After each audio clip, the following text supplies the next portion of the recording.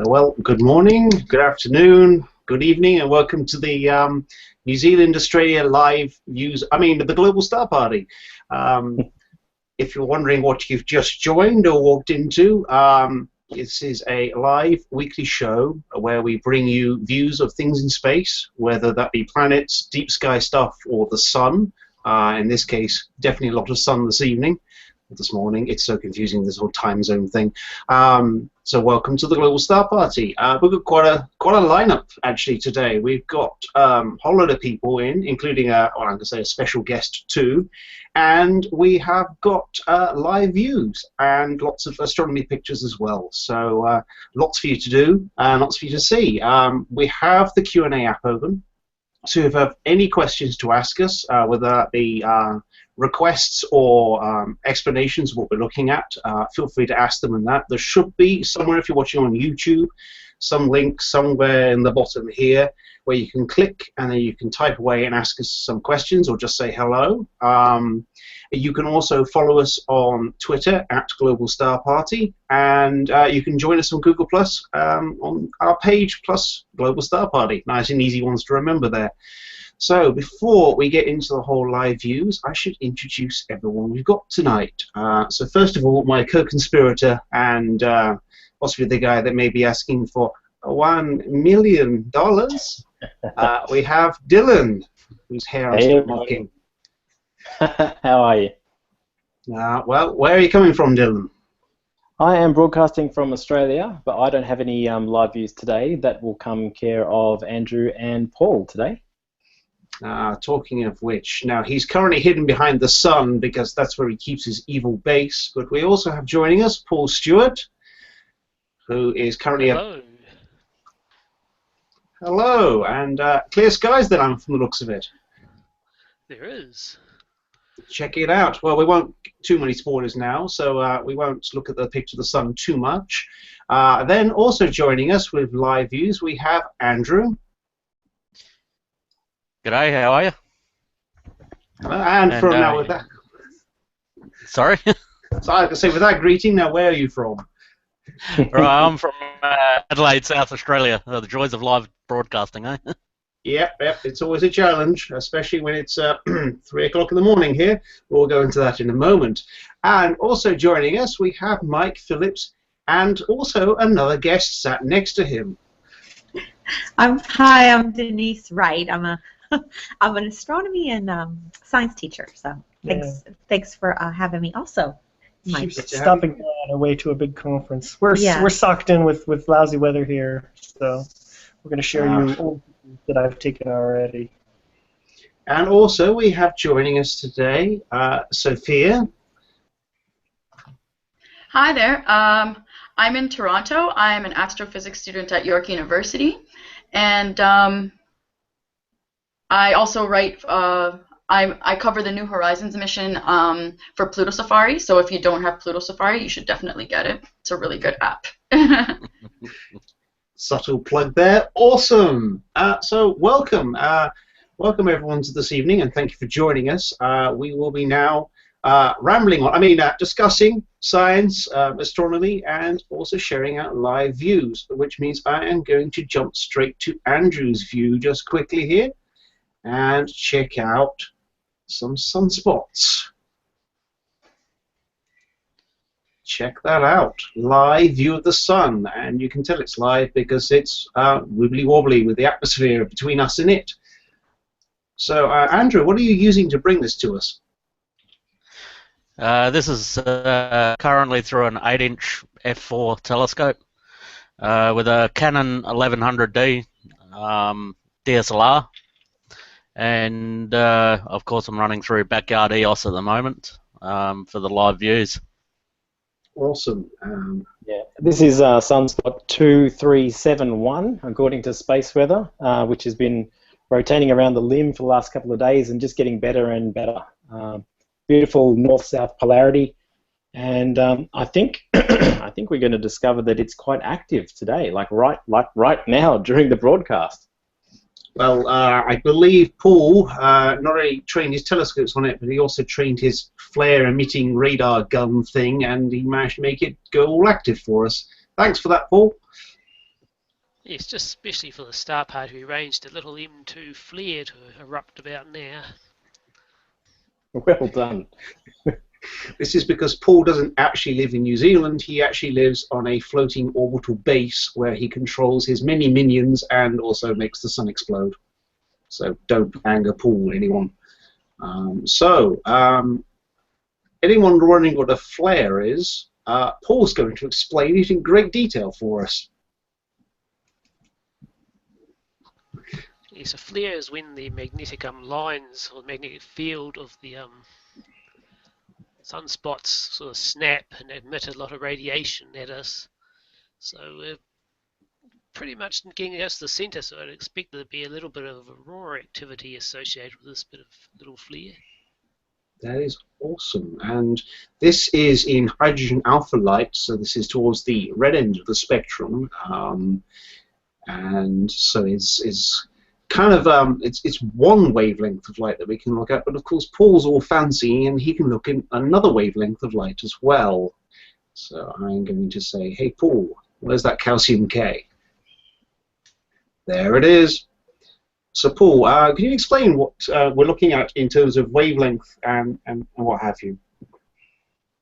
Yes, this is calcium K, which is 393 nanometers, which is towards the blue end of the spectrum. The flare doesn't seem quite as prominent in calcium, is that right? Yeah, the flares normally emit most of the energy in hydrogen alpha, so you can just see a little white dot just there. Yeah, can we zoom into that at all, Paul? In a minute I'll get the big scope on it and we'll zoom right into that. Okay, cool. Awesome. Awesome. And talking about zooming in on things and needing, well, you need an incredibly big scope to ever look at it. This is why they're now sending a probe hurtling towards it.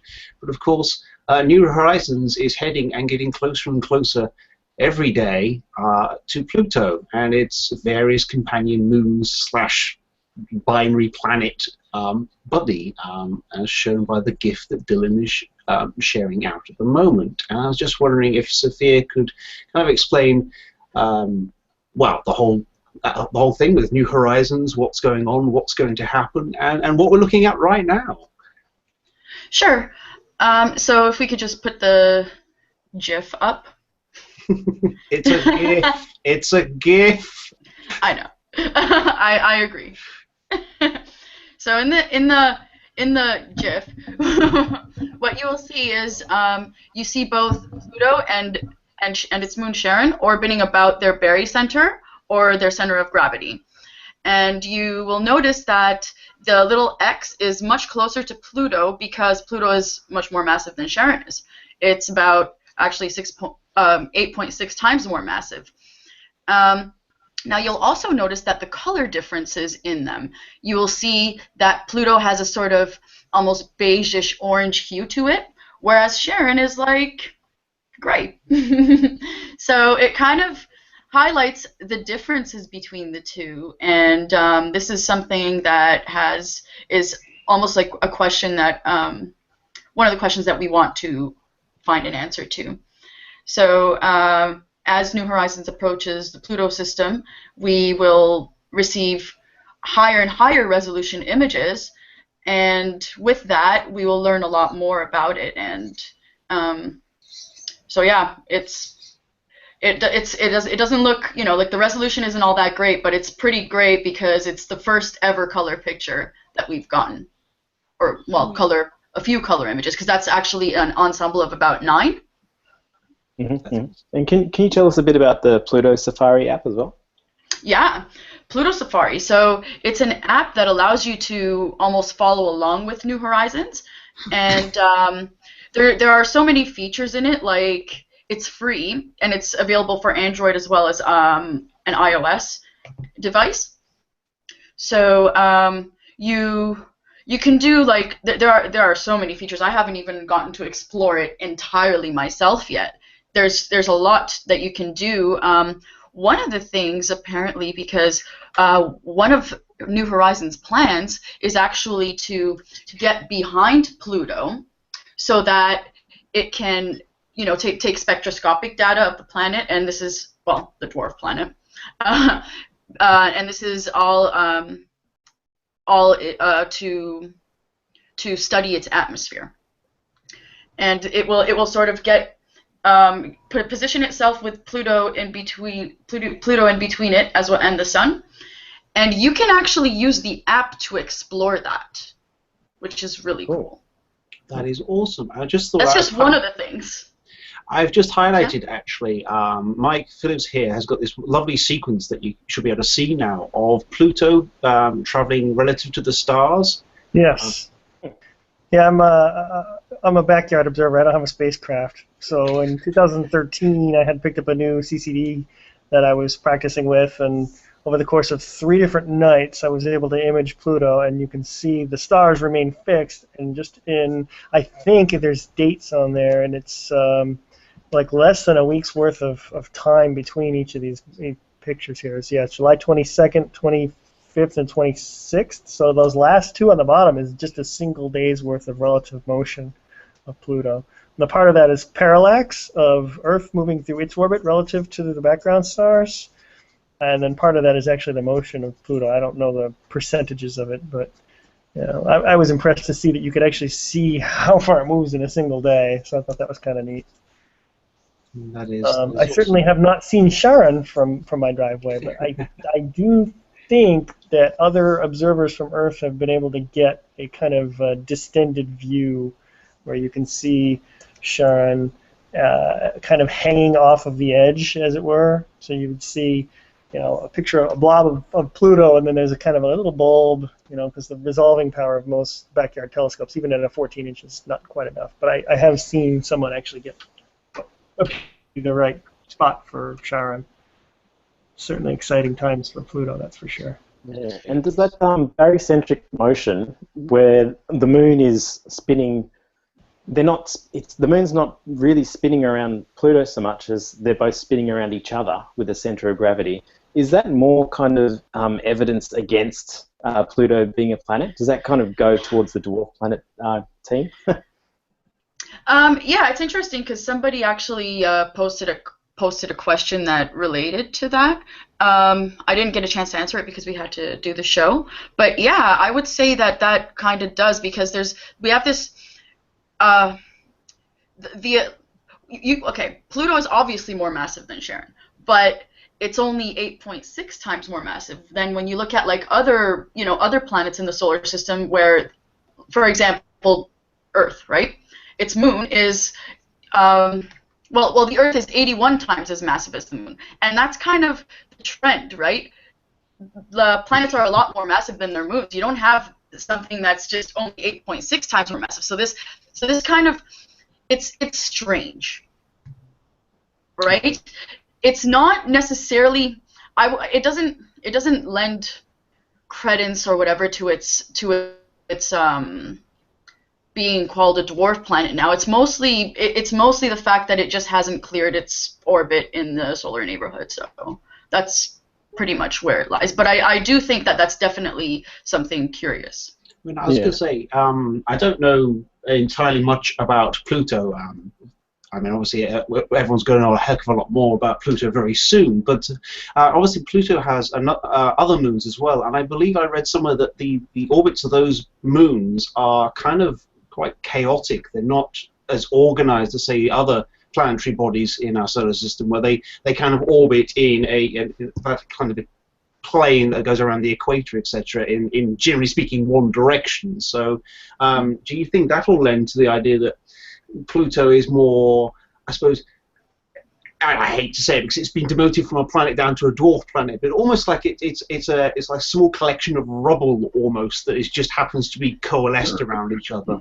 It doesn't really have any kind of significant definition yet, because obviously we don't know that much about it, but it does seem to be like just a collection of rubble around one larger piece of rubble.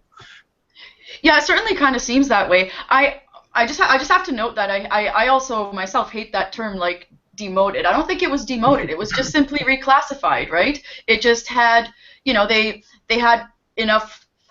Once they had come up and they had seen the way, because when you watch Pluto in its orbit, at some point it actually comes closer in than Neptune does, which is really strange, right? You don't see that with any other planet, and you shouldn't. So I just think it was just simply a reclassification. It's not a demotion, and a lot of people are really upset about it. It's not. It's fine. It's still cool. Pluto's awesome. It's it's a Kuiper belt object, and we have a spacecraft that's going to head over there and like tell us something about one of the most distant objects that we have in our solar system, right? And yet, yeah. Sorry, no, carry on.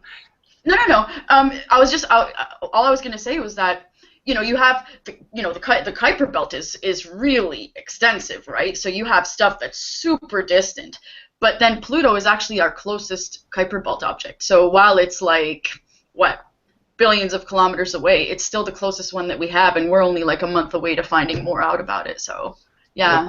According to app.plutosafari.com, we are 23 days, 9 hours, 31 minutes, and 52 seconds away. So precisely. And that's another thing people get to do with Pluto Safari is you get to track it live time, right? So it's like real time. You will see minutes counting down to its arrival, which is cool. Which is pretty awesome. Distance to Pluto, just a tiny 27,871,000 kilometers to go. So small drive.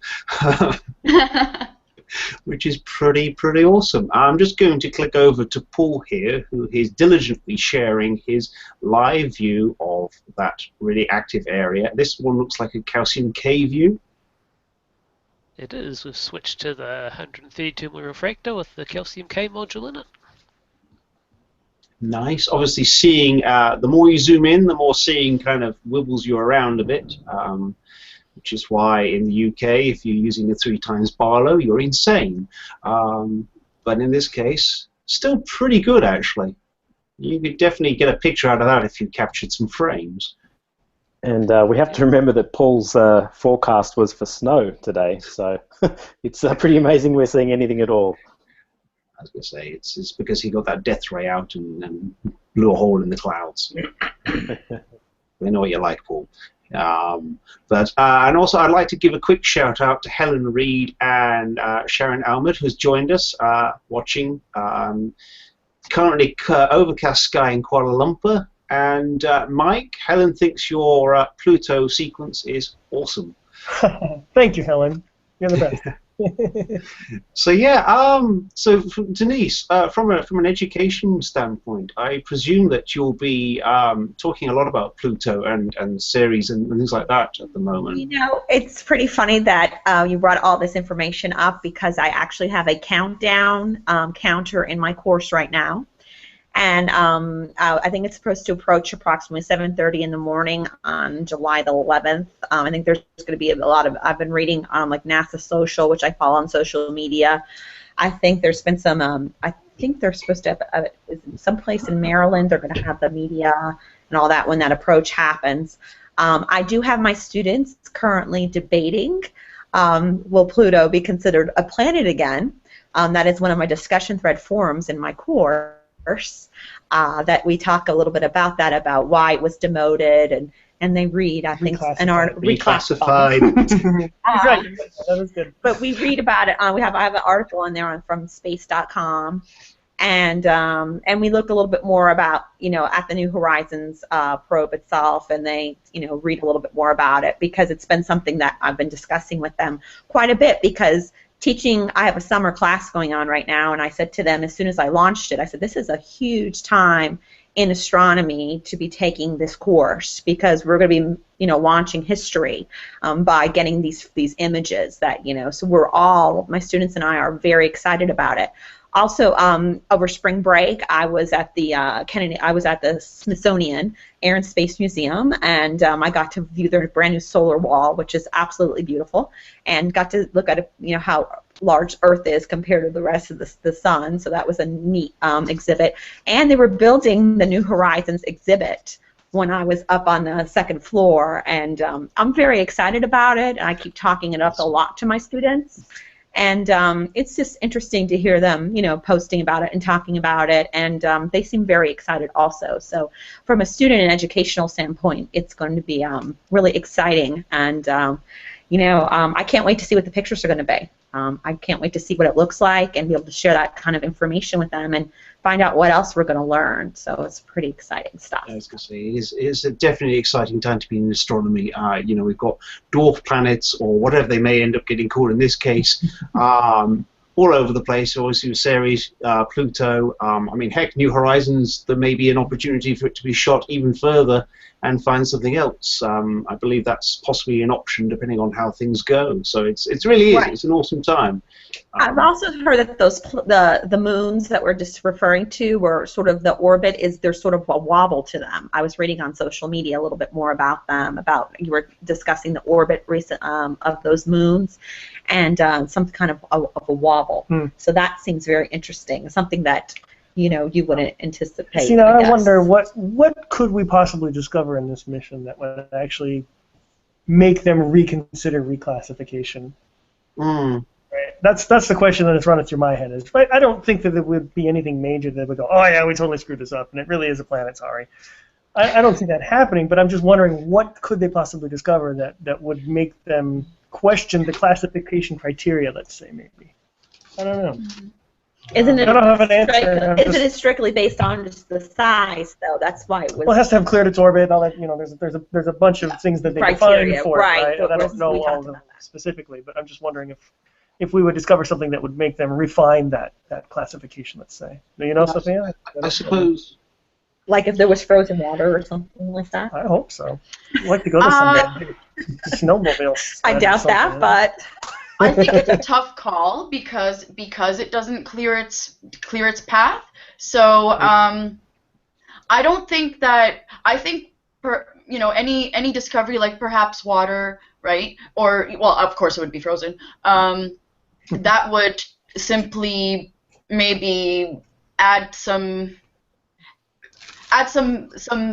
to, like, the classification of dwarf planets, right? I don't think that would really,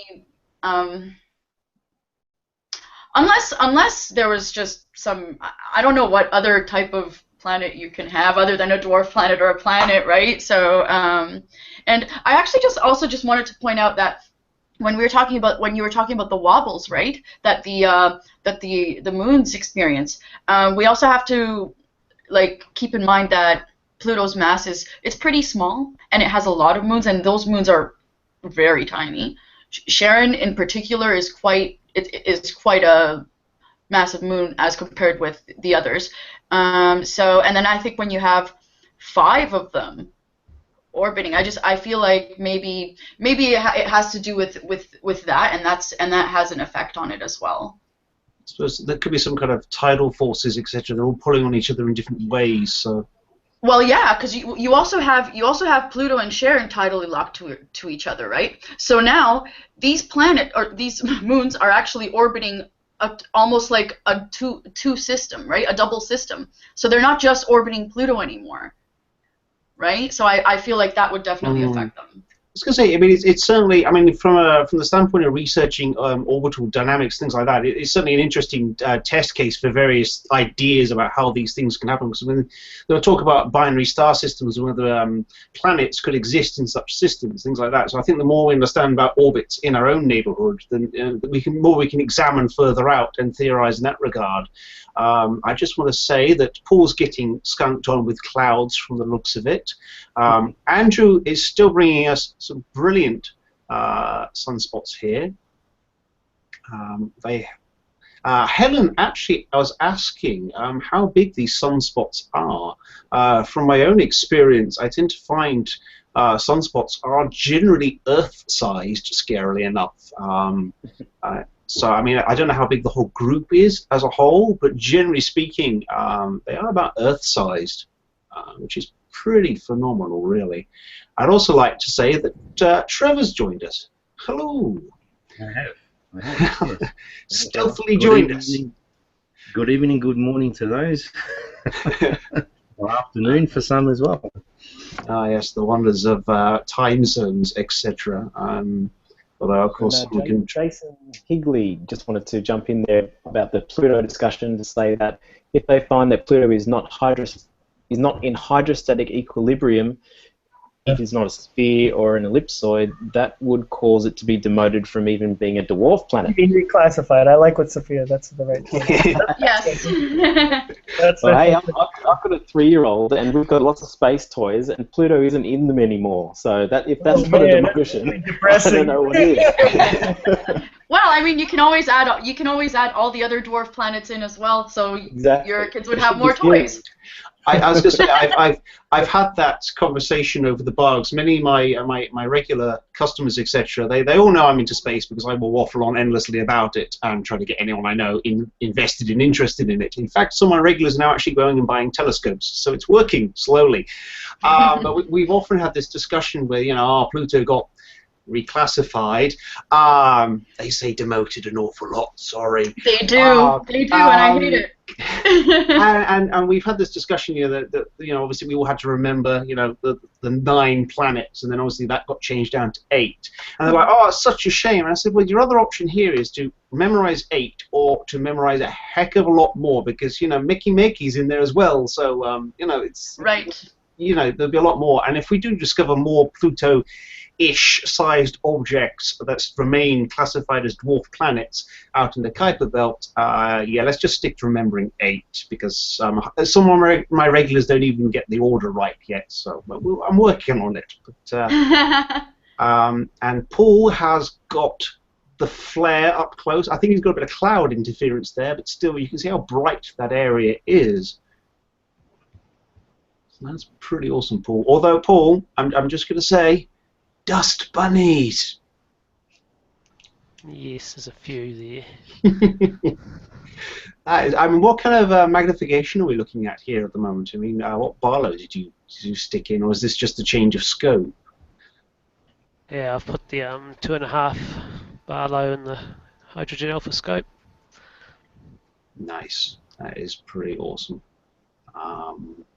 Of course, whilst the Sun is a very dynamic object that will, in the course of hours, completely, well, not completely, but it will change quite a lot. If Paul was to take a photo now and then wait 5 minutes, take another photo, and keep repeating, you would see this flare move and change shape and do some wonderful things sometimes. These flares can be wonderful things to watch, almost liquid-like, as they kind of erupt and spill back into the Sun. So yeah, I recall you made quite an animation recently too, didn't you, Chris?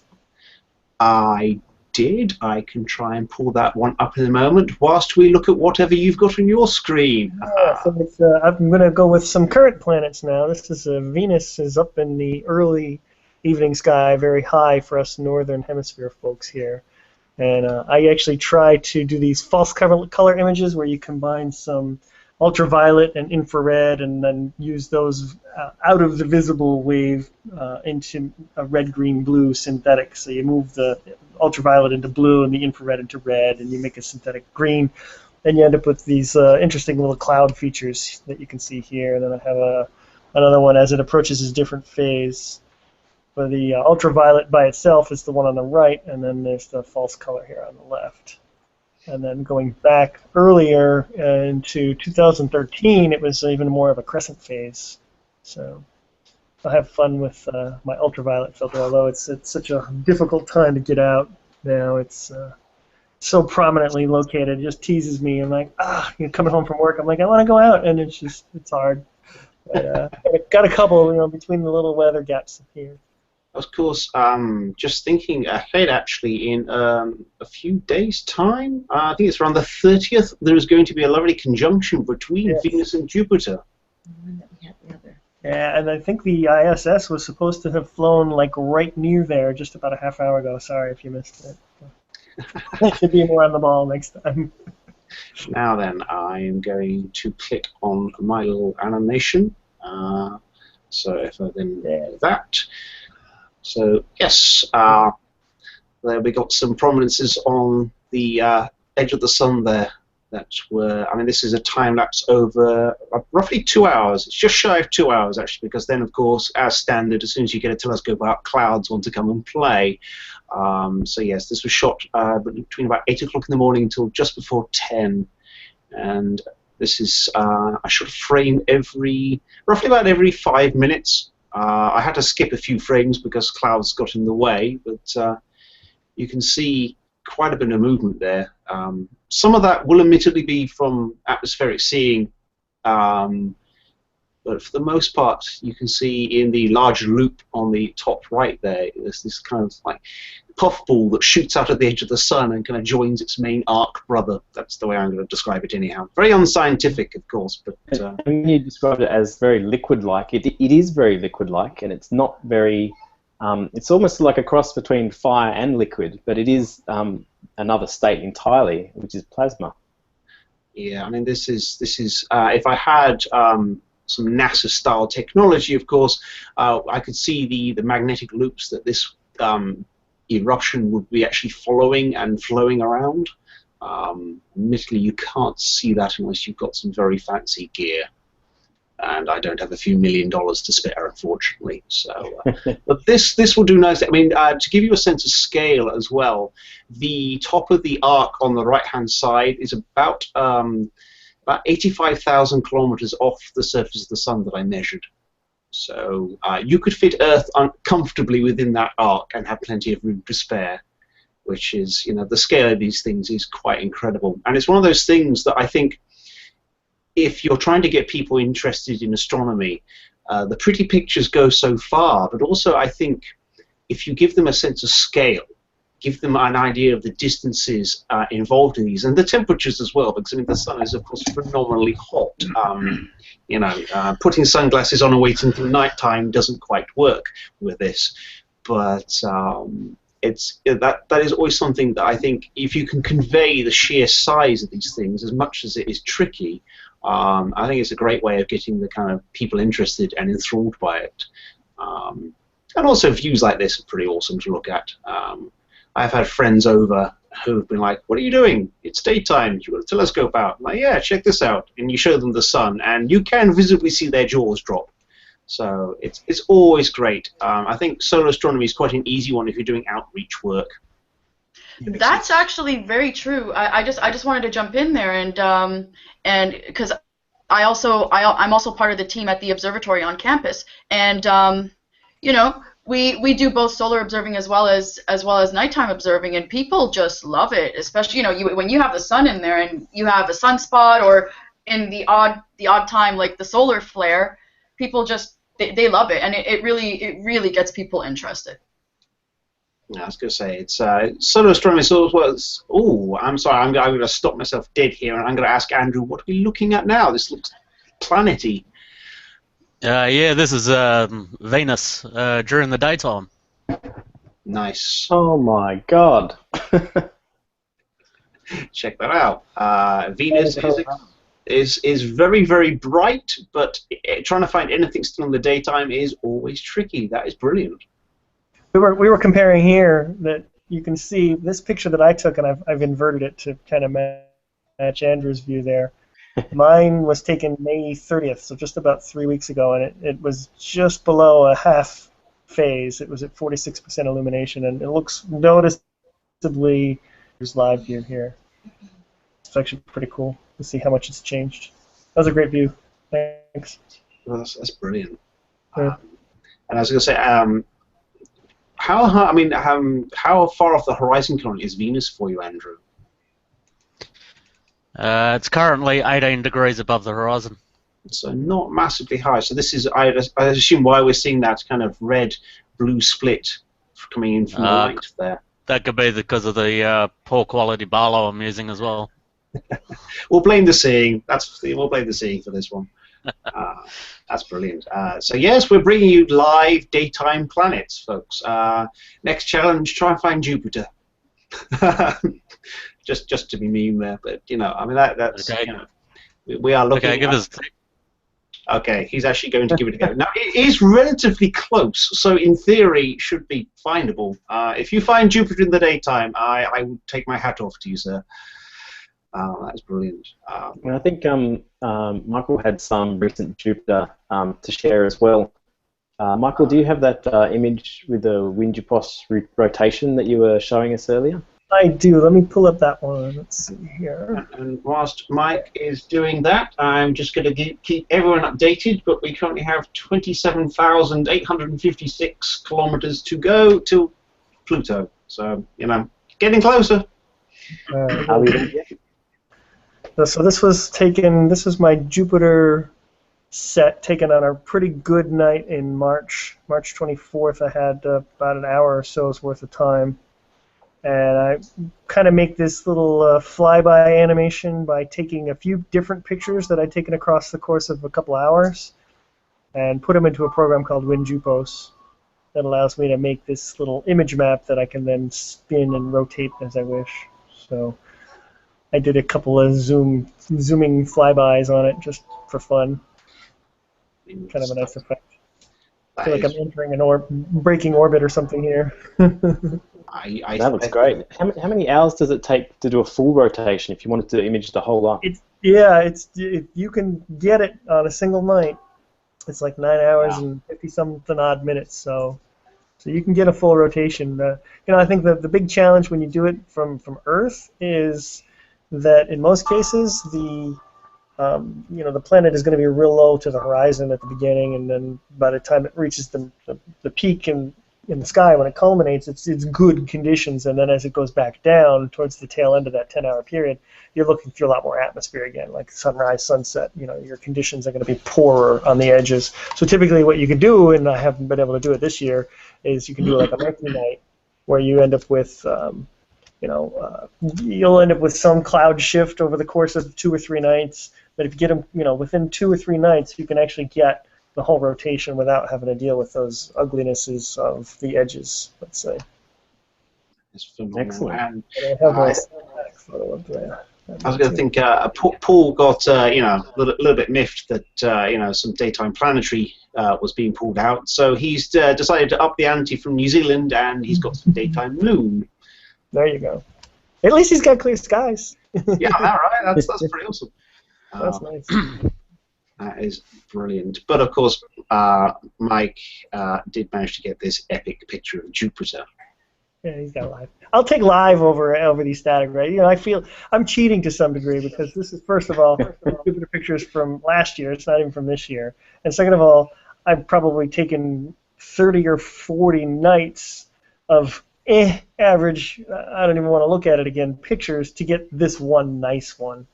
And this was, the best of about a 2 hours set of about 30 or 40 individual images that I cherry picked this one as the best, and spent some real serious meticulous time on it, because when the air settles down and sits still, the planets just hold there, and you're like, oh my God, this is great. And you just press record, right? And you can get as much as you can. I think I had probably 150 or 200 gig from that one very night. And I made an animation out of this one too that I don't have it locally here. I've stuck it up on YouTube, so I'll be sure to reshare that one at my feeds later. So that is one thing that anyone that tries to photograph anything in space will tell you about when it comes to planetary or lunar. Seeing is absolute king. If you have a night where the seeing is steady, not only is it an absolute treat to look through an eyepiece, but in terms of imaging, you really are hitting that record button as often as fast as you can. I mean, you've got detail on one of the moons there, which is spectacular. I mean, the seeing makes such a difference. You can have it one moment where you're getting nothing but Jupiter-like fuzz, and then the next second you can see those beautiful details. So seeing is absolutely king. And also using the red channel as a luminance channel, as used in this image, really does help as well. Pro tip there. Now I'm just going to click on Andrew here for a second when it catches up. I think we're still looking. Oh no, I did find it. I just moved again, so. Give us a holler when you found Jupiter for us. Okay, no worries. Awesome. Now, Denise, I mean, we were just talking a little bit about educational outreach, especially with like the solar astronomy, and obviously with New Horizons and the whole Pluto thing. I mean, do you find yourself using live stuff like telescopes, etc., to show students, or I mean, what do you use to really get them engaged in a more practical sense? Well, it's interesting that you asked that question. I'm from South Carolina in the States, and our state museum just recently had a $23 million expansion, a planetarium, an observatory, a 4D theater, and in the observatory we're working with a historic 1926 Alvin Clark 10-inch telescope that we've hooked into live lessons, just like we have here in a live hangout. And I hook in with my astronomy class, and we hook in with them live with the museum, and we talk about the sun, and we do live solar observing in a virtual environment, just like we are in right now, as well as we look at the night sky. You're hoping that you get a really good viewing night when you open the roof and have your students in session with the museum. But we always know that sometimes is not possible. So we bring in images that we take photos with a CCD camera. But I'm in the first year I was one of 5 teachers that piloted it this past year, and it was been an amazing experience. I went out to the museum for a week, and we used the observatory. We also visited at the University of South Carolina Library, where they have the largest collection of historical documents from Isaac Newton to William Herschel, from original books, as well as the South Carolina State Museum is the largest, has the largest collection of historical telescopes in the world. So there's telescopes in that museum dating back from the 1700s.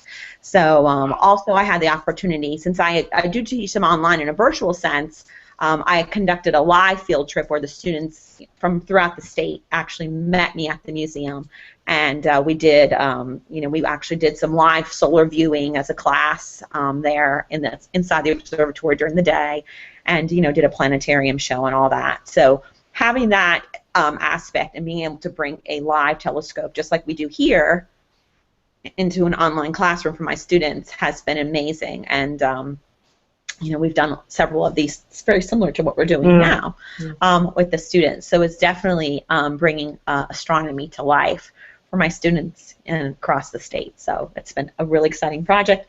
And we have this summer a bunch of other teachers are going to also now, they're going to expand the program and sort of be bringing it into classrooms through Google Hangouts, through FaceTime, through Skype. And last summer they brought a special guest. I got to hang out with Charles Duke from Apollo 16. He was on the mission in 1972, and he is a South Carolina astronaut. Oh, yeah. So that was a lot of fun, being able to, have a one-on-one conversation with him about, walking on the moon and his experiences of being there. So that was sort of a very, almost like very emotional for me as a science teacher, especially astronomy, to have that kind of connection. And I actually got this moon signed by him, and it's actually in my home office. It's huge, like size, like the model sitting in my office with his signature on it. So that was a lot of fun, and it was pretty awe-inspiring. So I really enjoyed that. That is awesome. Well, yes, I'm in North Carolina now because I'm flying out tomorrow morning to Colorado, but I'm from South Carolina. But anyway, awesome. So hopefully I'll get some good views out in Colorado at the University of Boulder this weekend. Fingers crossed, and don't buy any astronomy equipment because that always brings clouds. I know. So hopefully we'll get some clear skies out there in Colorado. We'll see what happens. I have a night, I think, set up for Tuesday or Wednesday that I'll be observing at the university observatory there. So we'll see. Fantastic. I'm just going to head over on to Andrew here for a second, who has got some kind of sunspot movement thing going. Oh, look at that. What in the heck? Oh, wow. Now I like it too because cool. As I teach my students, they appear in pairs, and there's 2 of them. So that's sort of neat there. And is the darker region warmer, or is that cooler? The darker region in the spot. Cooler. Is the cooler? That's right. The darker region is cooler. That's right. And where are we in the sunspot? It's 11-year cycle. Where are we in the cycle? Do we know at what point? We're just over the halfway point at the moment. Okay. Oh, fine. Okay. These are birds? Yeah, these are birds. What I'm liking there is that not only do clouds try and join in the fun, but birds, aeroplanes, in fact, anything that's in the sky will try and join in there. That's brilliant. It's fantastic. That's good capture. That's one of those moments where you're like, oh man, why did I record that? And I have a lab in my course where you can actually you're trying to determine the sun's rotation based upon the movement of the spot. Yeah. That's a basic astronomy 101 kind of lab. And I'm trying to do that in a virtual sense and have them do that. That's cool. So, I actually did that too in one of my classes.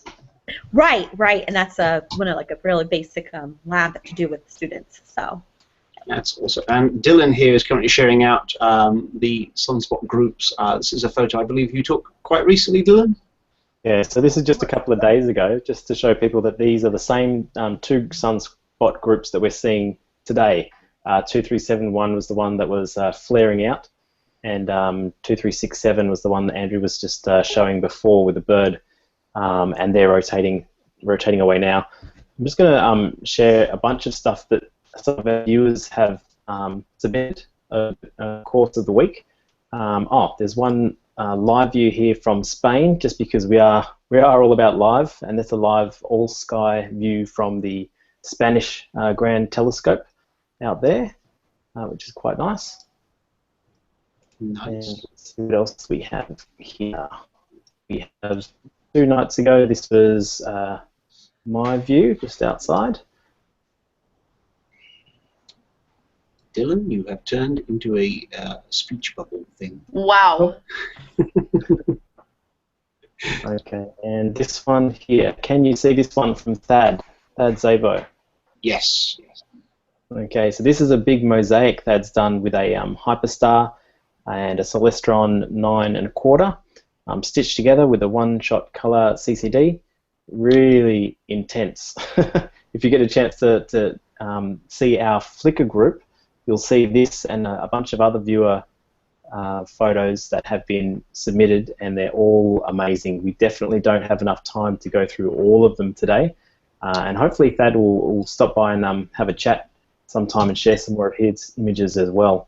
I was just going to say, Thad did actually say he wanted to join us this evening and take part, but unfortunately he had a few prior commitments, so I believe he will be joining us in a coming episode. And Thad is fantastic. He's got all the science locked in his brain that he can talk about his images, and he just takes some epic pictures too, so it'd be good to have him join us. Yeah, and I don't know if you're still on me, but this one's as close to live as I'm going to get for Nebula right now, but this was taken about 13 hours ago. It's the War and Peace Nebula, but it's called War and Peace because in infrared it looks like a skull, and a dove, I think. But in just normal RGB, it looks more like a lobster. So this is the Lobster Nebula. And this was a mere 19 minutes of exposure. So I can't believe I got this for 19 minutes. But yeah, that turned out pretty well. Now, I have just quickly jumped over to Andrew because I don't know if you guys can see this, so it's quite clear. There is a fuzzy kind of pinkish white blob on his screen right now, and I'm going to guess that is live Jupiter. Now, how many hours till sunset, or how many minutes? Because that's not an easy thing to get, and you got it. I see it. Yeah, at the moment it's 20 past 12 in the afternoon, so Oh, I've still got quite a few hours to go. yeah, wow, that's really good then.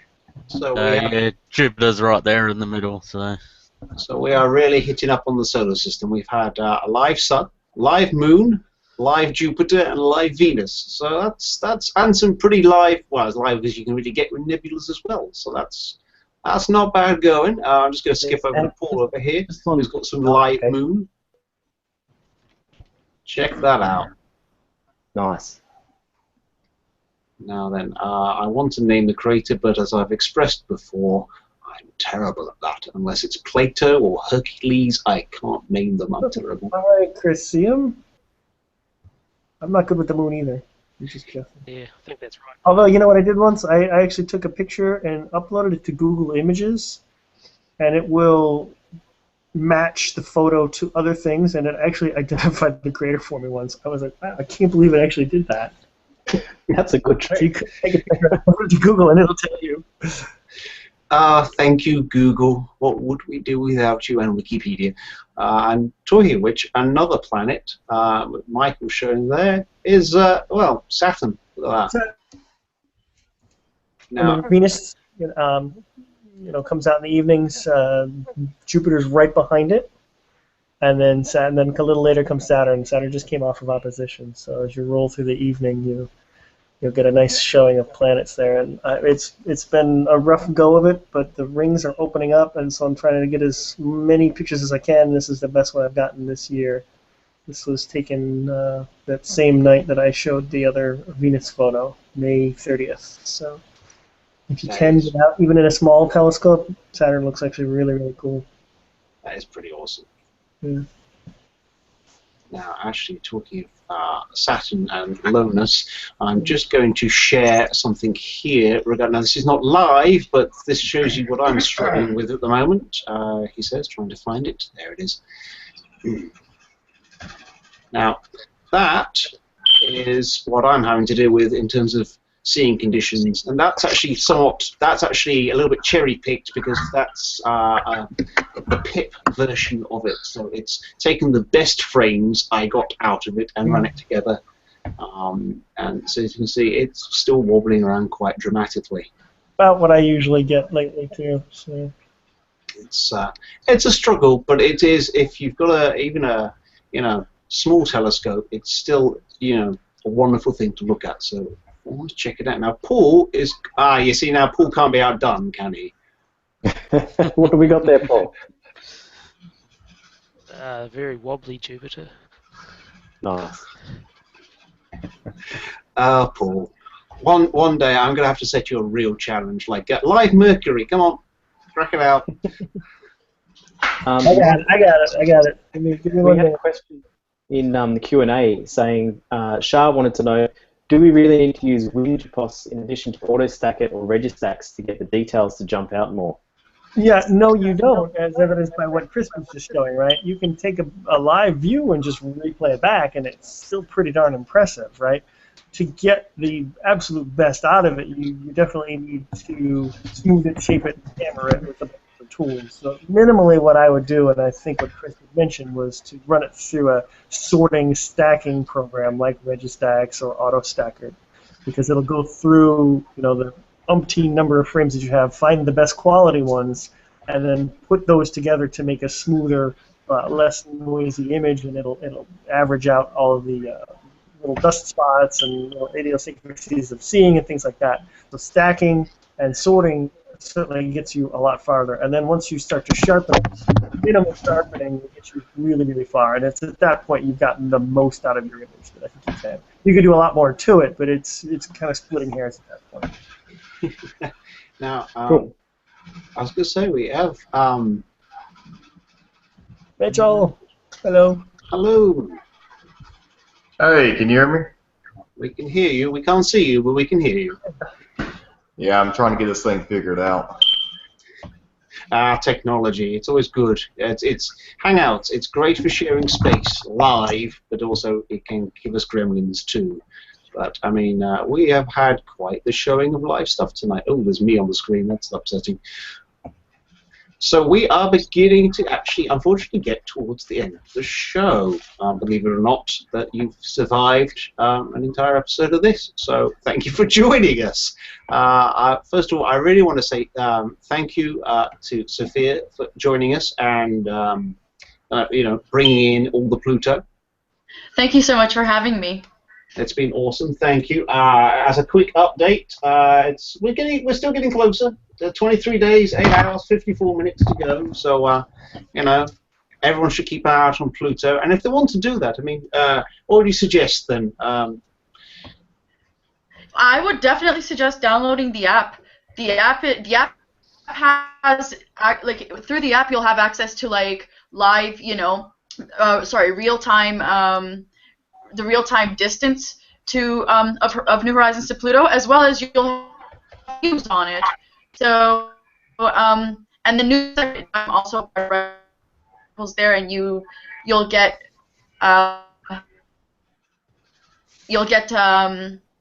all the press releases and such, the most up-to-date news there. So definitely download it. So definitely. So from the looks of it, you can check this out. It's on iOS, it's on Android, and you can also go to app.plutosafari.com. It seems to be there, and you can check it out. That's right. I was quickly browsing around whilst not ignoring everyone here, of course, but I was quickly browsing around over here on the laptop, and yeah, I was checking it out. It looks pretty awesome. So definitely worth a go. And thank you, Sophia, for joining us tonight. Yeah, and I'd also like to say thank you to you, Chris. I believe it's 4 a.m. Is it 4 a.m. over there? It's getting on that way, and I will be up in another 5 hours or so to go back to work. So yeah, but hey, it's good. It's fun. I love doing this. So I also like being mean to Paul. So that always I'll get up at any time to be mean to Paul and go, hey, find us something in space. So thank you, Paul, for joining us and bringing us. Let me see now. The Sun, the Moon, Jupiter, and I think you also got Venus in there, didn't you? So so that's insane. You're doing pretty well, Paul. Thank you for joining us. My pleasure. And you can check out Paul. A lot of his work is on Google Plus Paul Stewart. You can't miss him. He's the one with the icon with the insane rig inside a green dome. So he's quite easy to find, and some epic pictures. Now then, we also had a late joiner with Mitchell, who's bringing. Is that live? Are you bringing us live Saturn? That's last year. That's last year. Well, it's Oh yeah, you could tell actually. I should have sounded more professional. Like, oh yeah, it's not tilted that far yet. But I can also see myself. That's disturbing. But well, thank you for. I know it's late on, and you obviously haven't been able to quite get set up. But thank you for joining us. Please stick around for the after party. That's where we all go crazy and have beers, and you public guys don't get to see that. So but thank you for joining us. Also, thank you to Mike Phillips and Denise for joining us, who's also showing off Mercury right now. Yes, someone requested Mercury. I'm a collector. See? Okay, next, I want to see series. Just saying. I have that one too. Oh.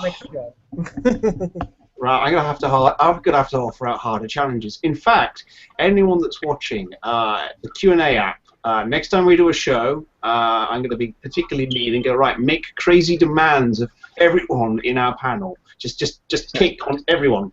And we'll see if we can make them sweat a little bit. But no, thank you very much for joining us, both Mike and Denise. You're very welcome. We're happy to be here. Thanks for having me. Thanks for inviting me. Of course. So hopefully, Mike, you don't get skunked on with clear skies. One of these days it'll happen. It's always a challenge to get it to land on the right day of the week. I'll give you guys a heads up. Maybe next time it's clear. Yeah, no, that'd be brilliant. Mike has an insane telescope. It was light buckets go. It's pretty much like a swimming pool, so it's pretty awesome. Pretty much. So hopefully, hopefully we can get some live views from that brilliant telescope. Also, Trevor joined us tonight. Now he has brought in some epic live stuff before, but more silent partner this evening. Sorry. That's all right. Thank you for joining us and for taking. It was good. Hopefully, how are the skies with you at the moment? Skies are good. Skies are nice and blue. Ah, awesome. Awesome. Nice and blue. Unfortunately, I was gonna do Jupiter, but it was just too low for me to actually do anything with. So, Well, I have got some good shots of daytime Jupiter. So, awesome. unfortunately, a little bit too low. But in a few more weeks, it'll be a different story. If we have one during the day here, and you have a night one again, then it will be a different scenario. Well, we are mixing them up. So I think next week will be Australian nighttime, and then swapping back again. So yeah, we should hopefully catch it when you're able to bring it to us. That'd be brilliant. Thank you. I'm going to try and give you some live fuzzies next week. I'm going to really, just get some really good distance stuff so we can actually see. I'll share it with everybody so they can actually see what's out there with a bigger aperture and what you can see and get.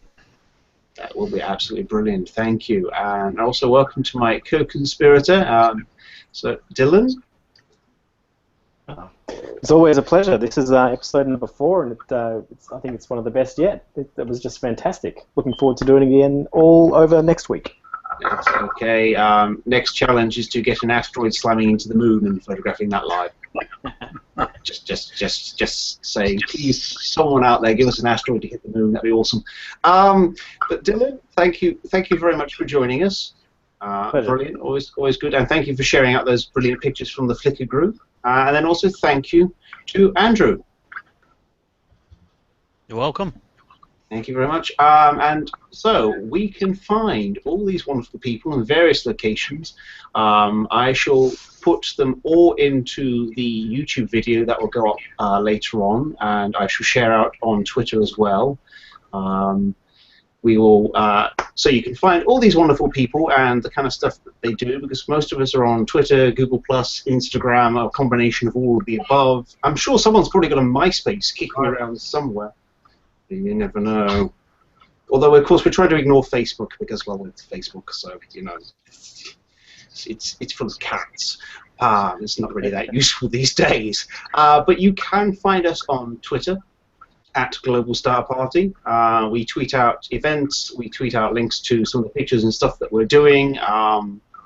It's kind of one of those things that if you can't be bothered to read something particularly long, then we tweet it out nice and short. So you can join us there. You can find us on Google Plus as Plus Global Star Party.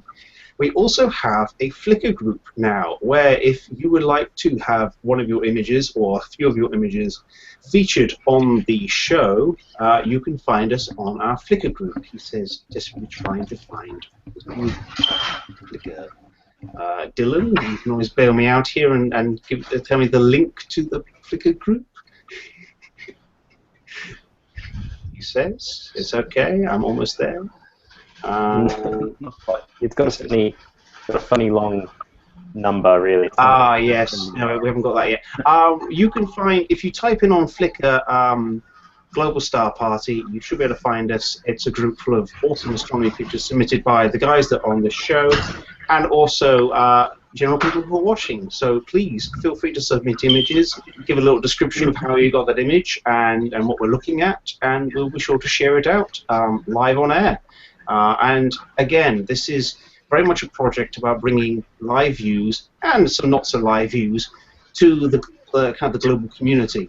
You know, if you like space and astronomy, then this is, you know, hopefully a place to come and enjoy some live stuff and some crazy chat as well.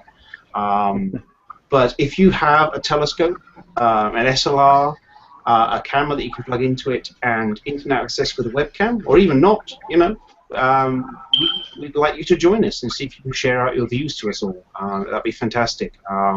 So thank you very much indeed for watching.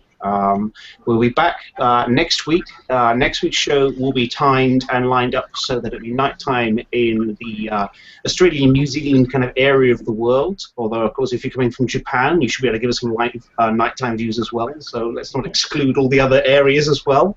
But basically, if you're that side of the planet, it'll be nighttime.